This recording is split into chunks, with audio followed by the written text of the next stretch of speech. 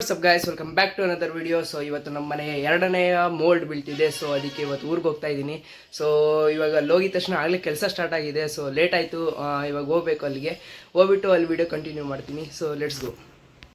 ನಾನು ಬರೋ ಅಷ್ಟರೊಳಗೆ ಆಗಲೇ ಎಲ್ಲ ಪ್ರಿಪ್ರೇಷನ್ ಸ್ಟಾರ್ಟ್ ಆಗಿತ್ತು. ಮೋಲ್ಡ್ ಹಾಕೋದಕ್ಕೆ ಸಿಮೆಂಟ್ ಕಲಸೋ ಮಿಷಿನ್ ಬಂದಿತ್ತು. ಹಾಗೆ ಸಿಮೆಂಟ್ನ ಮೇಲಿಗೆ ತಗೊಳೋದಕ್ಕೆ ಮಿಷಿನ್ ಅದನ್ನು ಕೂಡ ಜೋಡಿಸ್ಕೊಂಡಿದ್ರು. ಆ್ಯಂಡ್ ಸಿಮೆಂಟ್ ಕೂಡ ಸ್ಟಾಕ್ ಮಾಡಿಕ್ಕಿದ್ವಿ. ಸೊ ಮೇಲ್ಗಡೆ ಎಲ್ಲ ಫುಲ್ ಕಬ್ಬಣದ ಕೆಲಸ ಎಲ್ಲ ಮಾಡಿದರು. ಸೊ ಅದು ಆಲ್ರೆಡಿ 2 days 3 days ಬ್ಯಾಕೇನೆ ಫಿನಿಶ್ ಆಗಿತ್ತು. ಆಮೇಲಿಂದ ಎಲೆಕ್ಟ್ರಿಷಿಯನ್ ಕೆಲಸ ಕೂಡ ಒಂದು ದಿವಸ ಮುಂಚೆನೇ ಅದು ಫಿನಿಶ್ ಮಾಡಿದ್ವಿ. ಹಾಗೆ ಸೆಂಟ್ರಿಂಗ್ ಕೂಡ ಬೇಗನೆ ಮುಗಿಸ್ಕೊಂಡಿದ್ವಿ. ಸೊ ಹಾಗೆ ಎಲ್ಲ ಕೂಡ ಕೆಲಸದಲ್ಲಿ ಬ್ಯುಸಿ ಇದ್ದರು. ಸೊ ನೋಡ್ಬೋದು ಸೆಂಟ್ರಿಂಗ್ ಯಾವ ಥರ ಹಾಕಿದ್ದಾರೆ ಅಂದ್ಬಿಟ್ಟು. ಕಡ್ಡಿಗಳು ಮಾತ್ರ ತುಂಬಾ ಇದೆ, ಓಡಾಡೋದಕ್ಕೆ ಮಾತ್ರ ತುಂಬ ಕಷ್ಟ. ವಿಡಿಯೋದಲ್ಲಿ ನೋಡಿರ್ತೀರ.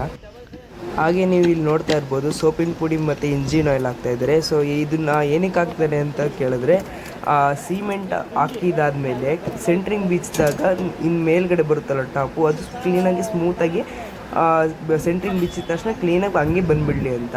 ಸೊ ಫುಲ್ ಲೆವೆಲಾಗಿ ಇರುತ್ತೆ. ಇದನ್ನು ಚಾಪೆ ಹಾಸೋ ಬದಲು ಈ ಥರ ಮಾಡ್ತಾರೆ. ಫಸ್ಟೇ ಇದನ್ನು ಸಗಣಿ ಹಾಕಿ ಮತ್ತು ಸಿಮೆಂಟ್ ಹಾಕಿ ಮೊದಲು ಸಾರಿಸಿ ಅದ್ರ ಆಗಿದ್ದಾದ್ಮೇಲೆ ಸೋಪಿನ ಪುಡಿ ಹಾಕಿ ಆಮೇಲಿಂದ ಇಂಜಿನ್ ಆಯಿಲ್ ಹಾಕ್ಬಿಟ್ಟು ಆಮೇಲೆ ಮೋಲ್ಡ್ ಹಾಕ್ತಾರೆ. ಸೊ ಅದರಿಂದ ಏನಾಗುತ್ತೆ, ಮೇಲ್ಗಡೆ ಮೋಲ್ಡು ತುಂಬ ಕ್ಲೀನಾಗಿ ಆ್ಯಂಡ್ ಸಾಫ್ಟಾಗಿ ಬರುತ್ತೆ. ಕೊಳ್ಕೆರೆಯಿಂದ ಬಂದರೆ ನಾನು ಇಲ್ಲಿ ಬಂದುಬಿಟ್ಟು ಕೊಬ್ಬರಿ ತುರಿಯೋಕೆ ಇಕ್ಕವ್ರೆ ನೋಡಿ ಗಾಯ್ಸ್. ಇದು ಜಾಸ್ತಿ ಅನ್ಯಾಯ, ಒಂಚೂರು ಹೆಲ್ಪ್ ಮಾಡಿ ನನ್ನ ಜೊತೆ ಕೊಬ್ಬರಿ ತುರಿಯೋಣ. ನಾನು ಕೊಬ್ಬರಿ ತುರಿಯೋಷ್ಟರೊಳಗೇ ನಮ್ಮಮ್ಮ ತಿಂಡಿ ರೆಡಿ ಮಾಡಿದ್ರು. ಏನೇನು ಮಾಡಿದ್ರು ಅಂದರೆ ಚಿತ್ರಾನ್ನ, ಹಾಗೆ ಬೋಂಡ ಮತ್ತು ಸ್ವಲ್ಪ ಚಟ್ನಿ ಮಾಡಿದರು. ತಿಂಡಿ ಮುಗಿಯೋಷ್ಟರೊಳಗೇ ನಮ್ಮ ಮನೆ ಮುಂದಕ್ಕೆ ಜನ್ರೇಟ್ರ್ ಬಂತು. ಸೊ ಜನ್ರೇಟ್ರ್ ಏನಕ್ಕೆ ಅಂದರೆ ಕರೆಂಟ್ ಹೋದಾಗ ವೈಬ್ರೇಟ್ರ್ ಆಡಿಸೋದಕ್ಕೆ ಬೇಕಾಗುತ್ತಲ್ಲ. ಸೊ ಅದಕ್ಕೆ ಜನ್ರೇಟ್ರ್ ಕೂಡ ತಂದಿದ್ವಿ. ಆಗಿನ ಮೋಟ್ರಿಗೂ ಕೂಡ ಬೇಕೇ ಬೇಕಲ್ಲ ಕರೆಂಟ್. ಸೊ ಅದಕ್ಕೆ ಜನ್ರೇಟ್ರ್ ತಂದಿದ್ವಿ. ಯಾಕಂದರೆ ಇಡೀ ದಿನ ಏನಾಯಿತು ಅಂದರೆ ಫುಲ್ ಕರೆಂಟ್ ಇರಲಿಲ್ಲ. ಸೊ ಅದಕ್ಕೆ ಜನ್ರೇಟ್ರು ತುಂಬಾ ಬೇಕಾಗಿತ್ತು. ಸೊ ಜನ್ರೇಟ್ರ್ ಕೂಡ ತಗೊಂಡ್ವಿ. ಹಾಗೆ ನೋಡ್ಬೋದು ನೀವು ಮೋಲ್ಡ್ ಹಾಕಿದ್ದಾರೆ. ಆಗಲೇ ಲೆವೆಲಿಂಗ್ ಮಾಡ್ಕೊಂಡು ಇನ್ನೇನು ಮುಗಿತಾ ಬಂತು ಮೋಲ್ಡು ಕೂಡ. ಮೋಲ್ಡೆಲ್ಲ ಆಗಿದ ತಕ್ಷಣವೇ ಎಲ್ಲ ಸಾಮಾನುಗಳನ್ನು ತಗೊಂಡು ಒಂದು ಕಡೆ ಇಟ್ಕೊಂಡು ಎಲ್ಲ ಕ್ಲೀನಾಗಿ ತೊಳ್ಕೊಂಡು, ಹಾಗೆ ಸಿಮೆಂಟ್ ಆಗಬೇಕಲ್ಲ ಅದನ್ನೆಲ್ಲ ಸಿಮೆಂಟ್ ಹಾಕ್ಕೊಂಡು ಕ್ಲೀನಾಗಿ ತೊಳ್ಕೊಂಡು ಮನೆ ಕಡೆ ಹೋಗೋದಕ್ಕೆ ರೆಡಿ ಆಗ್ತಿದ್ರು. ಸೊ ಮೋಲ್ಡ್ ಮುಗಿತು ಹಿಂಗೆ. ಸೊ ಮೇಲ್ಗಡೆ ಹೋಗಿ ತೋರಿಸ್ತೀನಿ ಅನ್ಸತಿ. ಹಾಗೆ ನೋಡ್ಬೋದು ನೀವು ಇವಾಗ ಫುಲ್ ಮೋಲ್ಡ್ ಕಂಪ್ಲೀಟ್ ಆಗಿದೆ. ಸ್ವಲ್ಪ ಚಿಕ್ಕ ಪುಟ್ಟ ಕೆಲಸ ಇದಾವೆ, ಅದನ್ನು ಕೂಡ ಮುಗಿಸ್ಕೊತಿದ್ದಾರೆ. ನೋಡ್ಬೋದು ಎಷ್ಟು ಕ್ಲೀನಾಗಿ ಲೆವೆಲ್ಲಾಗಿ ಮಾಡಿದ್ದಾರೆ ಅಂತ. ಹಾಗೆ ಕೆಳಗೆ ಬಂದು ನೋಡ್ರೆ ಇಲ್ಲಿ ಒಬ್ಬರು ಅಂಕಲ್ಲು ಡ್ರಮ್ ಕೆಳಗಡೆನೆ ಕುಂತ್ಕೊಂಡು ಸ್ನಾನ ಮಾಡೋದಕ್ಕೆ ಕುಂತ್ಕೊಂತಿದ್ರು ಅಂಕಲ್ಲು. ಎಲ್ರಿಗೂ ಕೂಡ ಅವ್ರನ್ನೇ ನೋಡ್ಕೊಂಡು ಕುಂತ್ಕೊಂತಿದ್ರು. ನೋಡ್ಬಂದು ಯಾವ ರೀತಿ ಸ್ನಾನ ಮಾಡ್ತಿದ್ದಾರೆ ಅಂತ. ನಮ್ಮಪ್ಪ ಅಂತೂ ಮೋಲ್ಡ್ ಮುಗೀತು ಅಂತ ಖುಷಿಗೆ ಎಲ್ರಿಗೂ ಸ್ನಾನ ಮಾಡಿಸೋದಕ್ಕೆ ಹೊರಟ್ಬಿಡ್ತು ಪೈಪ್ ಹಾಕೊಂಡು. ನೋಡ್ಬೋದು ನೀವು, ಎಲ್ರಿಗೂ ಸ್ನಾನ ಮಾಡ್ತಾರೆ ನಮ್ಮಪ್ಪ. ಹಿಡ್ಕೊಂಡು ಸ್ನಾನ ಮಾಡ್ತಾರೆ.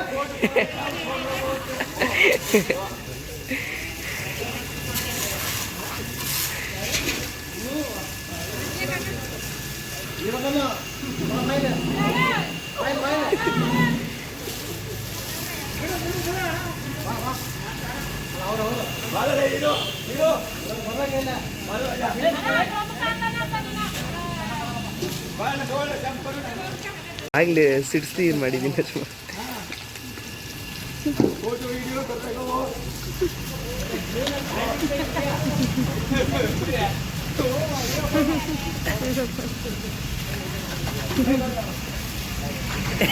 ಹುಡುಕ್ತಾ ಇದ್ ನಮ್ಮಪ್ಪ ಇನ್ಯಾರಿಗೆ ಮಾಡ್ತೀವಿ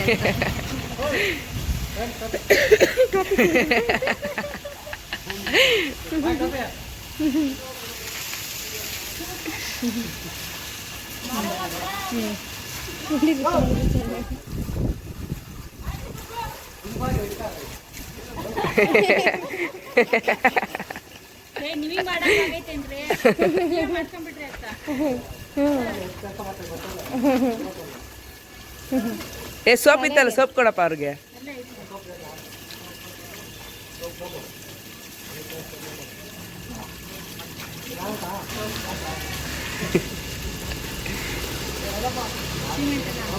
ಗೈಸ್ ಫುಲ್ ಮೋಲ್ಡ್ ಎಲ್ಲ ಹಾಕಿದಾಗಿದೆ ಆಗಲೇ. ಸೊ ಎಲ್ಲ ಮುಗ್ದಿದೆ, ಎಲ್ಲ ಹೊಲ್ಟೋಗಿದ್ದಾರೆ. ಸೊ ಯಾರು ಇಲ್ಲ, ಈಗ ತೋರಿಸ್ತೀನಿ ಫುಲ್ ಯಾವ ಥರ ಹಾಕಿದ್ರೆ ಅಂತ ಮೋಲ್ಡು.